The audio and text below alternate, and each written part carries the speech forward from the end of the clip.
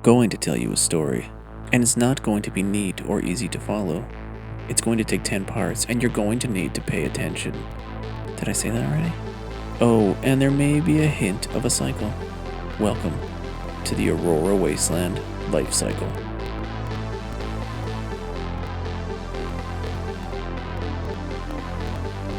Episode 8.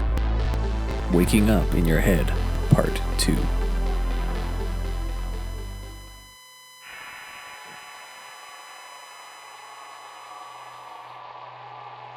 I think I've stumbled across something big, something I need to tell the world about. I'm not sure how to do so because I don't know if I fully understand it. It's bigger than everything, so I'm going to need you to pay attention, read between the lines, and come up with your own conclusions because I'm not going to lay it out for you. I've discovered 10 posts in the Aurora Wasteland that when laid together tell a story. A story that is going to change the world. So pay attention. I think I said that already. But it's true. Pay attention and think. Think outside the box. As well, you'll see. Maybe. Archived Aurora Wasteland post number 8. Post taken from security logs found by Aurora Wasteland field investigator. Log entry 1. There was nothing. Well, I'm pretty sure there was something before. I seem to be fully me, a fully formed person. It would be strange if I was born like this, walking, talking, great ass. Even that, how would I know I have a great ass? Wouldn't I have to have some sort of comparison? But I know for a fact I do have a great ass. So there must have been something before. I'm sure it will come back to me. Let me catch you up on everything I've experienced so far. Log entry 2. I woke up confused, disoriented, and unable to breathe. I gasped and I struggled for breath, but I couldn't get any. There was none to be had. I opened my eyes to almost darkness. A dark deep red and black surrounded me. Movement was limited, but I was moving. I was inside something. I can feel my world spinning and turning. There were ups and downs. I felt like I was on a water slide. See, how do I know what a water slide is? As my air ran out and the feeling that my life was about to end just as quick as it began, I pushed my hands out in the hopes of reaching, well, anything. What I found was the surface. My hand burst free to air, which briefly flowed down my arm to my body. I gasped what I could before the red and blackness moved back in to fill the gaps. I moved my other hand to follow the first one. Once both were free, I grasped hold of the surface, which seemed to be somewhat solid. Despite me being able to push through it, I clawed and pushed and pulled myself up, taking in any falling air that I could. Finally, my head breached the surface, and I gasped for air. I was alive, though blood and brains ran down my face. The movement had stopped. Through blood-soaked vision, I could see that I had been inside some kind of beast. It was massive. My entire body, minus my head and arms, remained buried inside of it. My shoulders were lodged. I couldn't move anymore. How had I gotten inside this large creature? And why didn't I remember anything? Log entry 3. I must have been stuck in there for hours, half in, half out of the creature. Well, mostly in, which gave me time to examine it. I can safely say I have no idea what it is. I've never seen any animal that looked like it. At least, I don't think I have. My memory is still funky, as was the smell of the thing I was hanging out of. Everything around me was dark, almost pitch black. I think I was in a cave. I called for help once, and my voice echoed. Plus I was cold, real cold. Log entry 4. I drifted off to sleep and woke up to the sound of whistles echoing down the cave towards me, which is where Wilson and Coop come into this. Wilson is a faux hawk having muscle flexing bro, and Coop is a wannabe soldier with a mouth made from a toilet. But they got me out. They sliced open the creature, as if they had done it a million times before, which they had, though I didn't know that at the time. They carried me through the cave, bickering with each other the whole way. I was so happy to be out of the monster. I didn't care. I was going to be free. Free? What a joke. We turned a corner and bam, we were in a lab that looked like it could have been pulled from a horror movie, I think. They laid me down on the table, where I realized for the first time I was very naked, because the table was metal and very cold. Before I knew it, they had injected me with something. I couldn't move, and they were strapping me down to the ice-cold table. Log entry 5. When I woke up, the table was still cold. Certain parts of my body can vouch for this. I could hear Wilson and Coop before I could see anything, so I kept my eyes closed and listened. They were talking like I wasn't even there. I could hear them planning what they were going to do to me. They kept referring to me as fresh, which was concerning. when one of them said they were excited to get to the cutting me open already, which was even more concerning. Then they laughed about how they'd never be able to do something like this when they were part of the Aurora Wasteland. I'm not sure what that is, maybe a fast food company or an undergarment factory. Either way, they kept referring to them as ex-Aurora Wasteland and cigarette-smoking men. Again, not sure what those are, though I do find it weird that they were calling themselves cigarette-smoking men when one of them was a woman. I laid there for a while. It felt like hours. I'm sure it wasn't, but time can be fickle sometimes. Log entry 6. I think I may have fallen asleep while laying there. I woke up to the sound of an alarm. Wilson and Coop were yelling at each other, but I could tell they were both excited. Then they were gone. I opened my eyes. There was a bright set of lights shining on me, making it hard to see the rest of the lab. But the little I could see was dirty and grimy, and seemed to have something smeared over most of it. Tools of all shapes and sizes lined the wall. None looked to be in good condition or even cleaned lately. A few even seemed rusty. Then there was the wall with the x-rays on it, backlit so everyone in the room could see them. It was a head-to-toe scan, life-size, and standing right at my feet, it had to be me. They must have taken my x-ray when I was out. I glanced down my cold naked body to the pictures of the inside of me on the wall. It was a strange feeling. I tugged at my restraints. I had to get out of there. I had to... Then I noticed it. There was a dark object, the shape of a cube, in my head. Had they put it there? What was it? I tried to reach for my head, but the restraints stopped me. I stared at the x-rays of my head and the cube. Log entry 7. Wilson and Coop dragged another person into the lab. I remember trying to ask them questions, but they ignored me.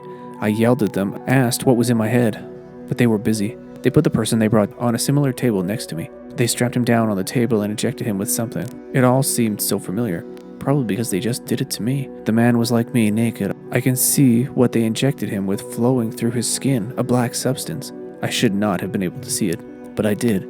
Did that happen to me? Then, without notice, the man started to scream. Wilson and Coop panicked and yelled at each other, this time with less excitement. Both of them each started grabbing tools from the wall, then commenced cutting the man's head open. I remember him looking over to see me as they cut into him. I'll never forget it. His eyes teared up. Then there was nothing. They were dead, lifeless. Wilson and Coop laughed as they pulled something from the man's skull. It was a cube. Black, rough exterior, wires of a variety of shapes and sizes dangled from it.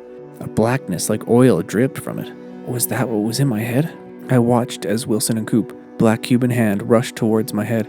I panicked for a second, thinking it was my time to be cut open, to have my cube removed. But they kept going. They moved past me and towards the wall that I hadn't had a good look at before.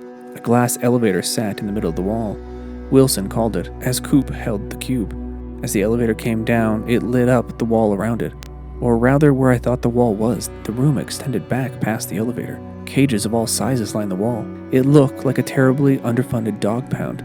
But the things I saw in the cage were not dogs. They were big and reminded me more of monsters, like the creature I had previously been inside of. Log entry 8.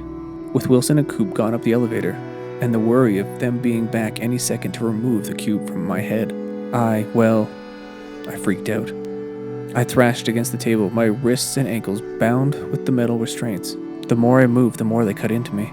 I wanted to scream, but I worried that might bring them back faster. I struggled for what felt like hours, until my wrists and ankles were bleeding out onto the metal table. Exhausted, I laid there. The cold on my back was soothing. Then I started to cry, tears mixed with the blood on the table. They were going to cut the thing out of my head, and I couldn't do anything about it. It was then that I started to hear things. At first I thought it was because of the blood loss. Now, I'm not so sure. There were voices from the cage behind the elevator, voices from the creature. They were calling me, telling me not to give up and how to get out, telling me things were going to be okay. I passed out after that. I dreamed of a tower. It was dark, in a city. There was something blue in the sky. It's hard to remember now, but I woke up to pain. I screamed and tried to move, but I couldn't. I thought it was Wilson and Coop cutting into my head, but I was wrong. No, there was a creature chewing on my hand. Pain, well, it was everything. I could think of nothing else. Each bite was beyond words. Then it was gone, both the pain and my hand. I heard the sound of it landing on the floor. I clutched where my hand used to be, against my body. For the first time, I realized I was partly free. Then the voices were back. They told me to reach for the button under the table. It would release the rest of the restraints. Faint and losing even more blood, As I reached over the best I could, I pressed the button with where my hand used to be. As soon as I released the button, the restraints released me. I looked over the side of the table to see my hand on the floor. The creature that had bitten it off was gone. Clutching my arm, I fell off the table and crawled to the elevator. I needed to get out of here, and the elevator was the only option. Going back into the cave seemed risky, though going up could lead to an encounter with Wilson and Coop. I pressed the button and waited. Nothing happened. I did it again. Still nothing. As I reached for it again, the elevator started descending. Wilson and Coop inside. Log entry 9. They came back empty-handed. The cube was gone. So was I, but they didn't notice. The alarm went off as soon as they were down. Again, they were excited. As they gathered their equipment, Coop stepped on my severed hand. Then the questions of where I was started to volley back and forth. The excitement in their voices should have been lost, but it wasn't. The idea of having to find me seemed to excite them more. Like I was a worthy prey now that I had escaped. I ducked behind the elevator as they scrambled around the room. A trail of blood followed me. As soon as their excitement died down, they'd find me. Then the voices behind me, from behind the elevator, whispered to me. They told me to open the cages, to let everyone out. They'd help me, if I helped them. They directed me to a series of levers. I dragged myself over and started pulling them. What did I have to lose? One after the next, the cages opened. The sound of the metal doors banged against the open cells, silenced Wilson and Coop. Creature after creature clawed their way out of the cages. I could hear voices. I think they might have been in my head the whole time. Wilson and Coop took off running out of the lab as the creatures approached them. I don't blame them. I would have run too, but I was too weak, and I was losing blood. My vision blurred as I slumped down against one of the cages. Howls and cries echoed through the caves. Voices of thanks echoed through my head. Log entry 10. I wish I knew who I was and how I ended up down here. It's now been weeks since I first woke up. I feel like something is wrong with me, like I should be remembering. Maybe they did something to that cube in my head. If there is actually a cube there, I'm still not 100% sure the x-rays are mine. I started writing down what happened in the hopes of remembering. I thought maybe getting those down on paper would knock something loose. So far, I remembered nothing. So it looks like this was a massive mistake. Wilson and Coop vanished. I have no idea where they went. Last I saw them, a bunch of creatures were chasing them down the caves. I found some clothes, which is nice. Oh, and after all of that, the elevator doesn't work for me. Turns out it scans your hand as you push the button, and I don't have what it wants. Speaking of hands, since mine is on the floor, I've been reluctant to go near it. Plus, after I died, bled out actually, I ended up back inside a creature. Just like when I woke up in the caves. But this time I had experience of bursting free from the insides of a monster. So I got myself out, and wouldn't you know it, my hand was back. My body seemed to have decomposed to some sort of black liquid. I wonder if my hand did as well. Maybe I should check it out. So I'm trapped down here. I assume Wilson and Coop will be back one day. Until then, I spend my time reading their left behind research. Did I tell you the door I found? It reminds me of the time I remember it all. Well, isn't that interesting?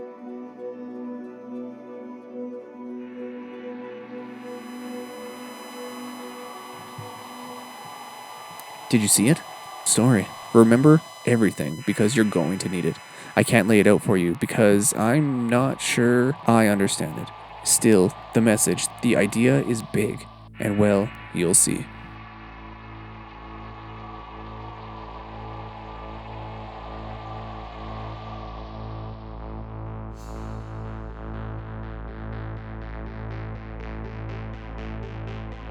Hey, my name is Vaughn Ashby. I wrote this.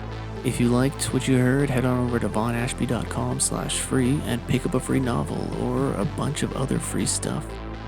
Go explore the Aurora Wasteland yourself at AuroraWasteland.com. Don't forget to check out the Stories from the Wasteland podcast and search for Vaughn Ashby on YouTube for video versions and other exciting videos. Thanks for listening.